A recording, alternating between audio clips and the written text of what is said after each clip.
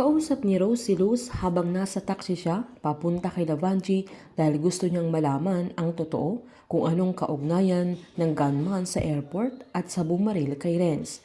Pinagsabihan ni Luz ang kaibigan niya na hayaan na niya ang mga pulis na silang susolusyon sa problema nila, pero nanindigan si Rose na gagawin niya lahat para sa kaligtasan ni Sandra. Alam niyang may kinalaman ang pamilya ni Renz sa mga nangyayari sa kanila. Habang pinagluto naman ni Christina si Gwen dahil hindi na niya matandaan kung kailan huling pinagluto niya ang kanyang anak. Niloko ni Gwen na mag-focus na lang ang mami niya sa company dahil doon siya expert, na sa bagay na pagluluto ay si Sandra na lang ang bahala.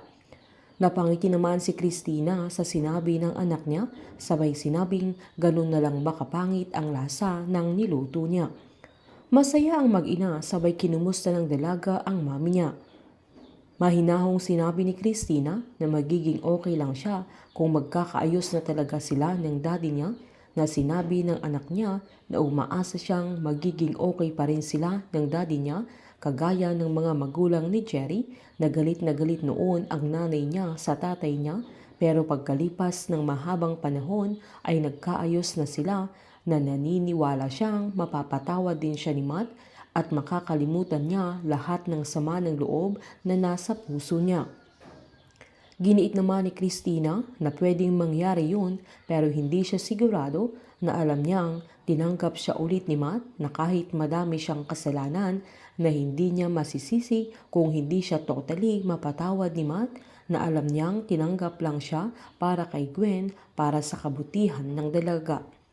Giniit naman ni Gwen na gagawin ba lahat ng mami niya para sa kanya. Pinaliwanag naman ni Christina na ang isang magulang ay gagawin niya ang lahat para sa kapakanan ng anak, sabay nagyakapan silang mag-ina. Habang dadalhin ni Sandra ang pagkain at gamot ni Renz sa kwarto nila ay hindi niya makita ang binata, kaya kinabahan siya at agad-agad niyang tinawagan si Renz. Humingi ng pasensya ang binata na hiniram niya ang sasakyan niya ng walang paalam dahil kailangan niyang linawin kung may kinalaman si Dante sa nangyari, dahil kung may kasalanan man ang nanay niya ay siguradong nasa panganib ang buhay ng tatay at nanay niya. Nakiusap naman ang dalaga na hayaan na niya ang mga pulis na susolusyon sa problemang hinaharap nila. Pero kahit anong sabihin ni Sandra ay pinatayan siya ng cellphone ni Renz. Nagtaka naman si Mario nang dumating si Rose sa bahay nila, na agad giniit ni Rose na meron siyang kailangang kumpormahin sa kanya.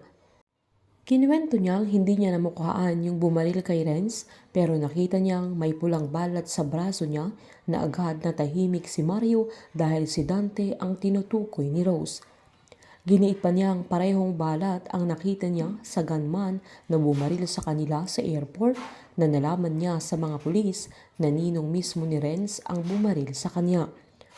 Mas nadurog ang puso ni Mario sa nalaman niya na matagal nang tinatago ni Lavangi at Dante.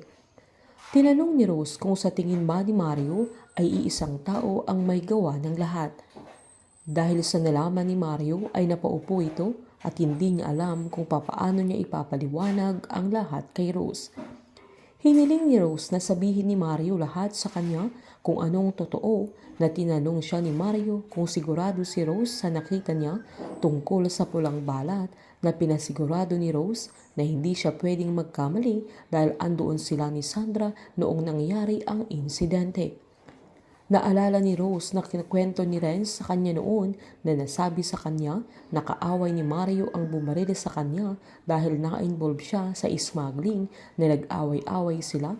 Kaya tatakas sana sila pero naabutan sila sa airport, pero hindi nila napatunayan ang totoo. Giniit pa ni Rose na dinideny daw ni Mario na kriminal siya at gusto niyang malaman kung anong totoo.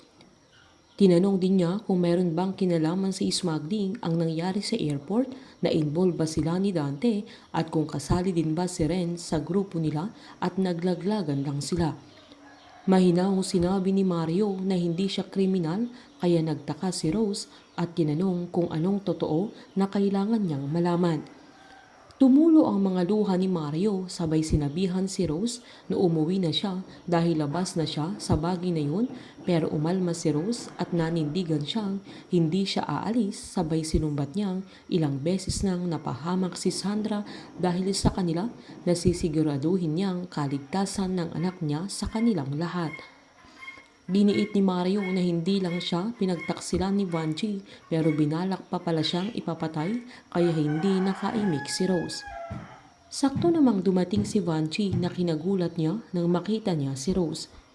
Giniit ng asawa niya na kung hindi dahil kay Rose ay hindi niya malalaman ang buong katotohanan. Sinabi ni Rose na wala siyang pakialam kung anong nakaraan nila dahil hindi yon ang pinunta niya doon na ang ayaw niya ay nanganganib ang buhay ni Sandra dahil sa pamilya nila. Sinubukan pang magsinungaling ni Vanji pero sinigawan siya ni Mario. Pinagsabihan siya ng asawa niya na wag na siyang magkaila na kalmado niyang sinabi na lumayas na sila noon ni Renz para malaya na sila ni Danting magsama pero hindi pa sapat sa kanya na kailangan pa niyang ipatumba si Mario kaya natahimik si Vanji. Naalala ni Vanji na ang utos niya noon kay Dante ay gawin niya ang lahat para lang mabawi niya si Renz mula kay Mario na ang ginawa naman ni Dante ay patayin sana si Mario pero nakaligtas ito na dahilan na naging baldado siya sa mahabang panahon.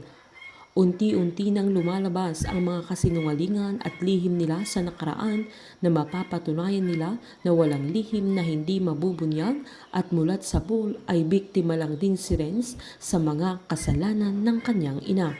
Painit ng painit ang mga tagpo, sabay-sabay po nating subaybayan ang advance episode at ang nalalapit na pagtatapos ng Unbreak My Heart dito po sa aking channel. Patuloy lamang pong manood at mag-subscribe para ma-update po kayo sa mga susunod na episode. Marami pong salamat.